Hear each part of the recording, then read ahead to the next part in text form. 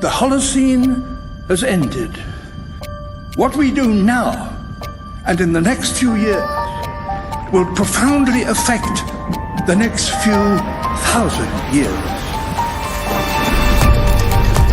The only conditions modern humans have ever known so far are changing, and changing fast. Nothing stays the same on this planet. Everything changes. The Earth is going into one of these jumps, and you don't know what is going to be on the other side of those jumps. The Earth is always jumping.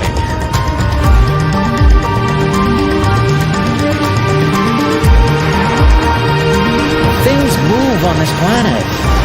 Things are not still. Everything is turning.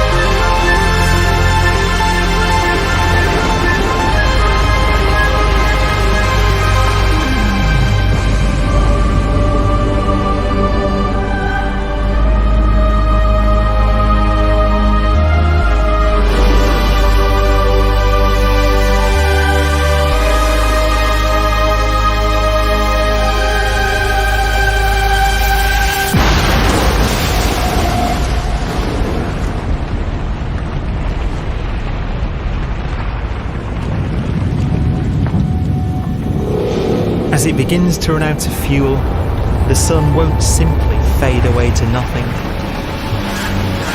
Its core will collapse, and the extra heat this generates will cause its outer layers to expand.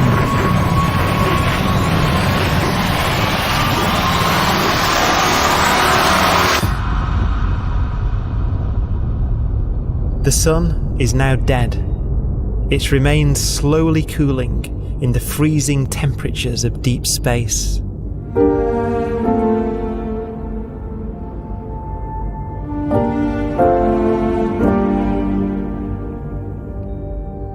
The fate of the sun is the same as for all stars.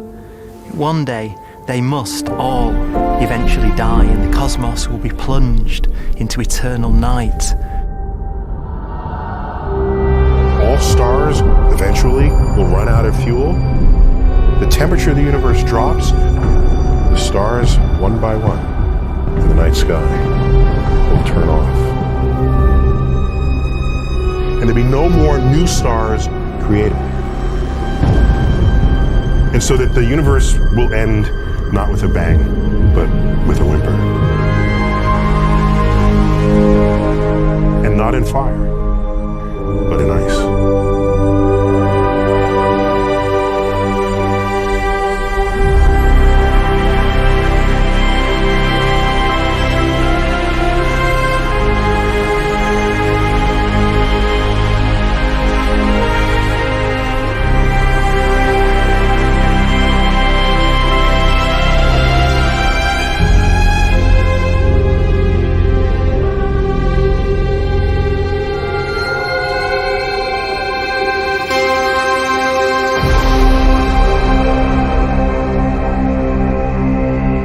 With no fuel left to burn, a white dwarf's faint glow comes from the last residual heat from its extinguished furnace.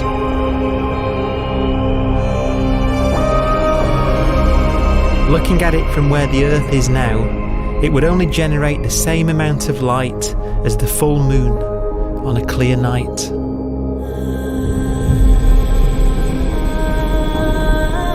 The faint glow of white dwarfs will provide the only illumination in a dark and empty void littered with dead stars and black holes.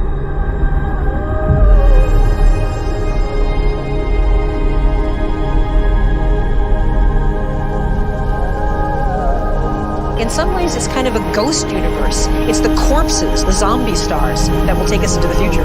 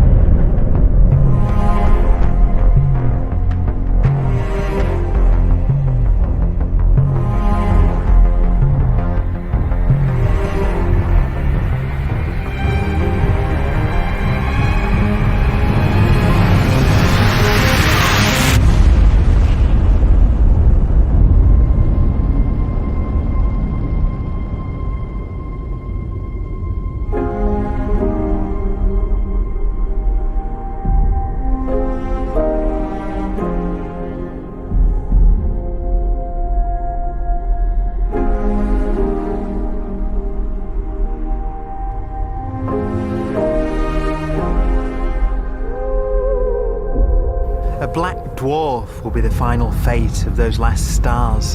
White dwarfs that have become so cold that they barely emit any more heat or light.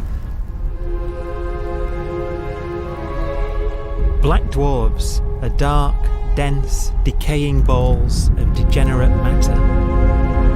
Little more than the ashes of stars.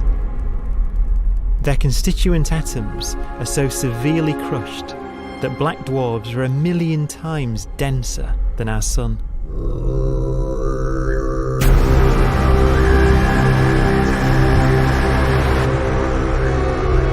Stars take so long to reach this point, we believe there are currently no black dwarfs in the universe.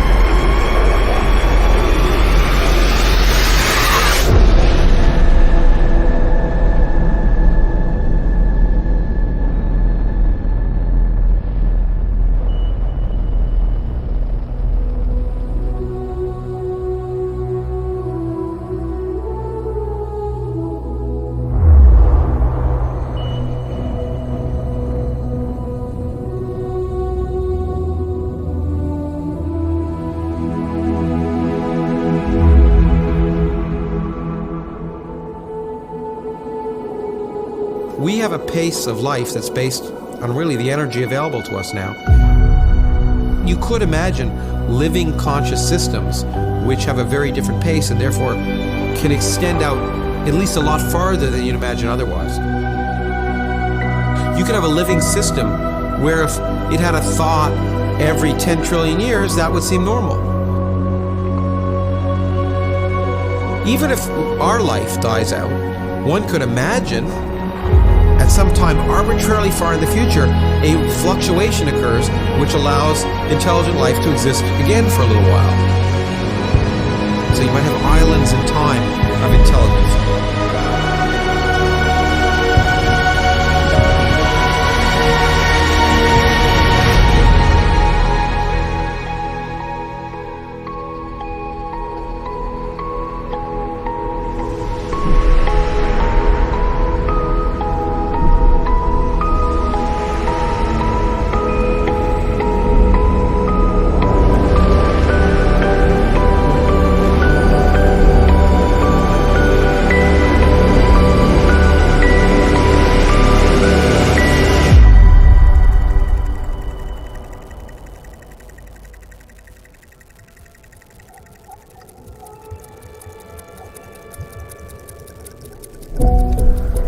Proton, one of the fundamental building blocks of atomic matter, what makes us up, can just spontaneously fall apart.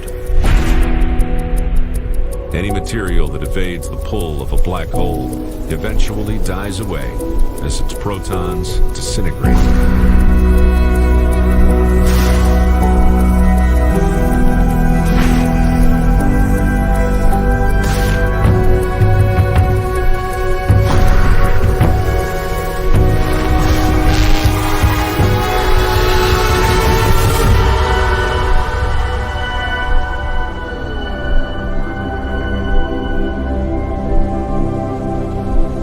The matter inside black dwarfs, the last matter in the universe, will eventually evaporate away and be carried off into the void as radiation, leaving absolutely nothing behind.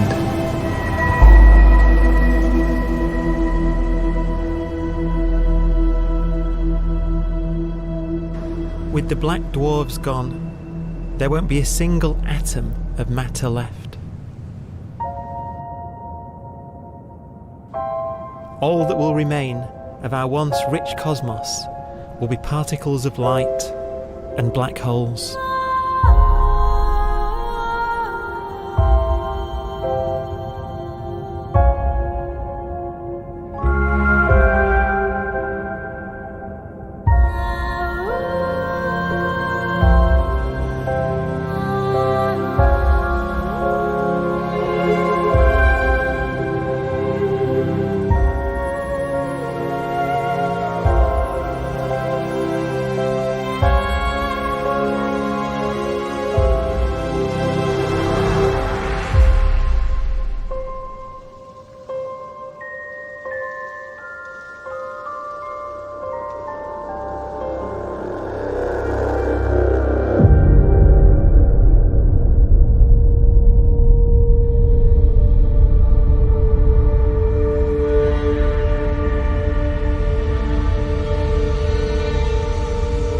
The arrow of time creates a bright window in the universe's adolescence, during which life is possible.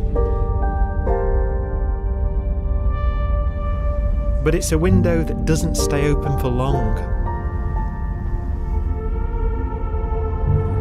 As a fraction of the lifespan of the universe, as measured from its beginning to the evaporation of the last black hole, life, as we know it, is only possible for 1,000th of a billion billionth billion billion billionth billion billion billionth of a percent.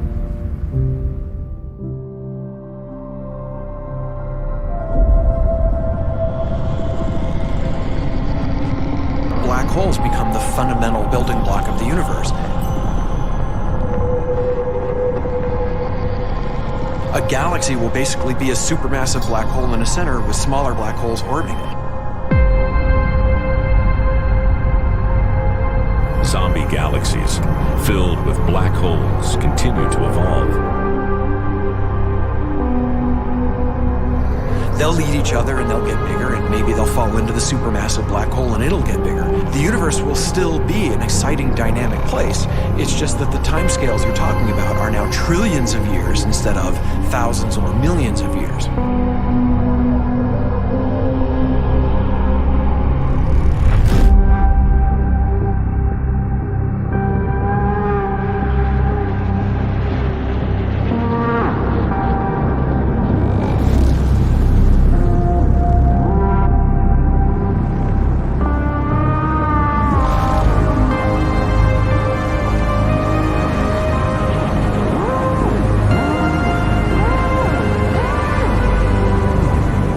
Black holes can bang on space-time like mallets on a drum.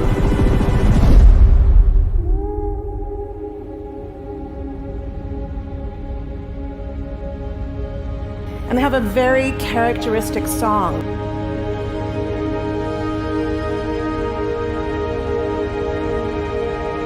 Imagine two black holes that have lived a long life together. At the end of their lives, they're going around each other, crossing thousands of kilometers in a fraction of a second. As they do so, they leave behind in their wake a ringing of space, an actual wave on space-time.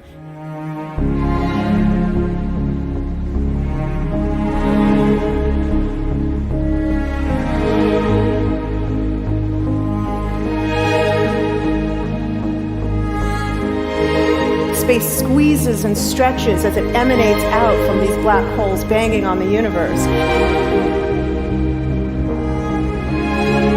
Those are the gravitational waves. They are literally the sounds of space ringing. And they will travel out from these black holes at the speed of light as they ring down and coalesce to one spinning, quiet black hole.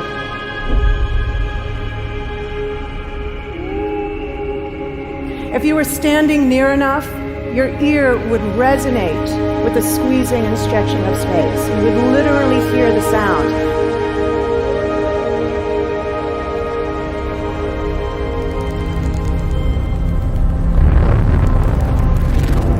Imagine a lighter black hole falling into a very heavy black hole. The sound you're hearing is a light black hole banging on space each time it gets close.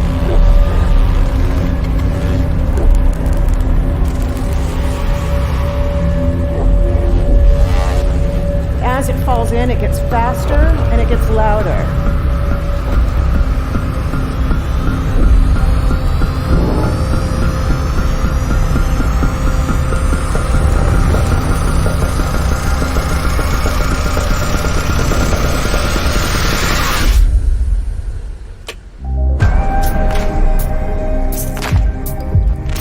Scientists used to think black holes were immortal, but even these will one day die. Now we're talking about timescales of unimaginable length, quadrillions of years into the future. On that timescale, even the black holes begin to evaporate.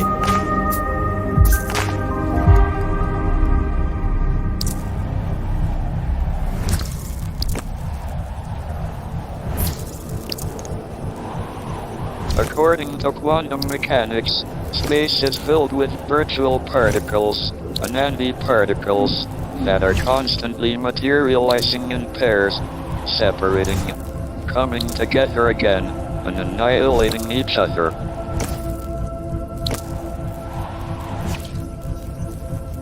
In the presence of a black hole, one member of a pair of virtual particles may fall into the hole, leaving the other member without a partner with which to annihilate. The forsaken particle appears to be radiation emitted by the black hole. And so, black holes are not eternal. They evaporate away at an increasing rate until they vanish in a gigantic explosion.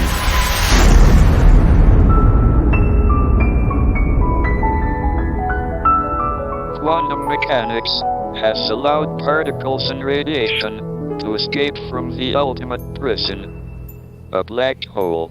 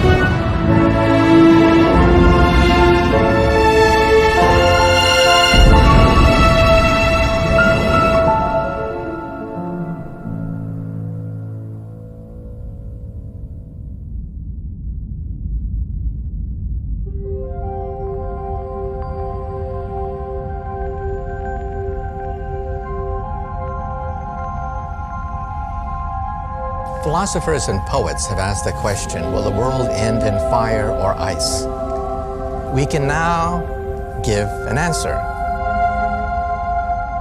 The latest evidence shows that the universe is not slowing down, but it's speeding up out of control. And the universe, we think, will die in ice. Trillions upon trillions of years from now. Empty space itself has energy. In every little cubic centimeter of space, whether or not there's stuff whether or not there's particles, matter, radiation, or whatever, there is still energy even into space itself. And this energy, according to Einstein, exerts a push on the universe. What is the weird stuff that's accelerating the universe? We call it dark energy. And this stuff is the dominant stuff of the universe. Almost 3/4 of the matter-energy content of the universe is this dark energy. And we don't know what it is.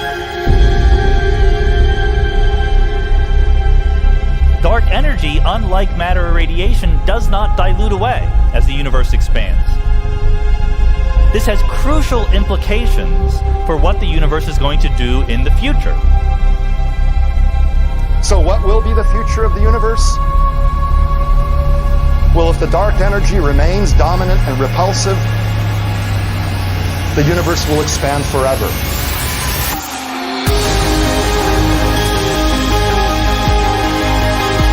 Faster and faster and faster with time. A runaway universe. 70% of the energy of the universe resides in empty space, and we don't understand why. But we do know what will happen if that energy continues to be there.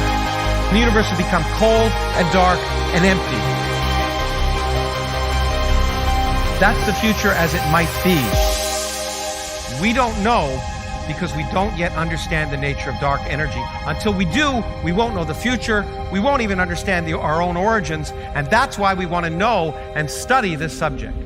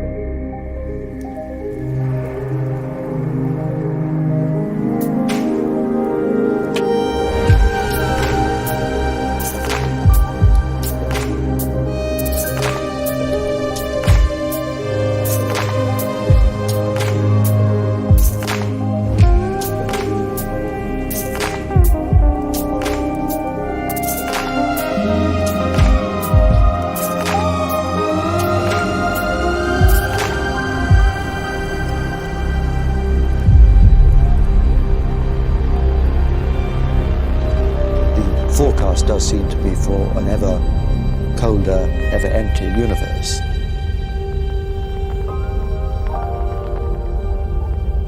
But then, of course, we have to ask, could that end lead to a new beginning? And there are ideas whereby what actually is the end of our universe could in some sense be linked to the beginning of a new one.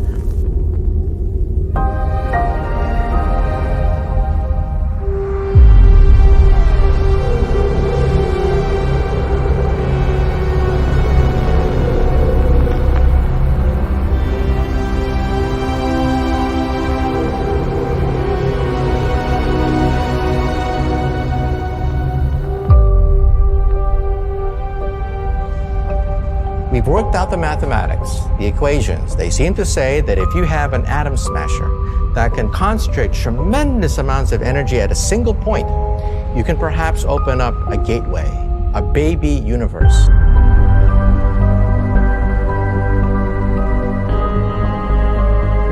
Facing the death of everything there is, this perhaps is their only possibility of escape. And this also raises a very intriguing possibility, sheer speculation of course, that perhaps any universe that has intelligent life in it will create baby universes, will create lifeboats, and proliferate child universes. So an evolution may take among universes in the multiverse. Survival of the fittest may take place. So those universes which do not have intelligent life are infertile. They have no children. But those universes that have mild temperatures, stars like us, would create civilizations that could open up child universes, and they would then proliferate.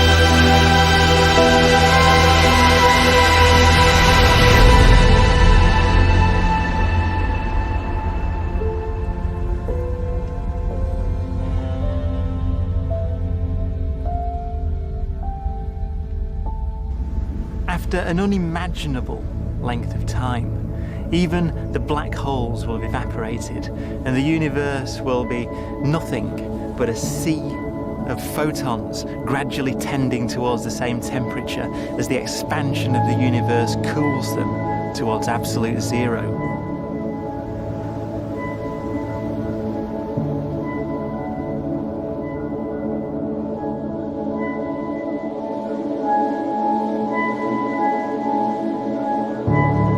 Once the very last remnants of the very last stars have finally decayed away to nothing, and everything reaches the same temperature, the story of the universe finally comes to an end. For the first time in its life, the universe will be permanent and unchanging. Entropy finally stops increasing because the cosmos cannot get any more disordered. Nothing happens, and it keeps not happening forever.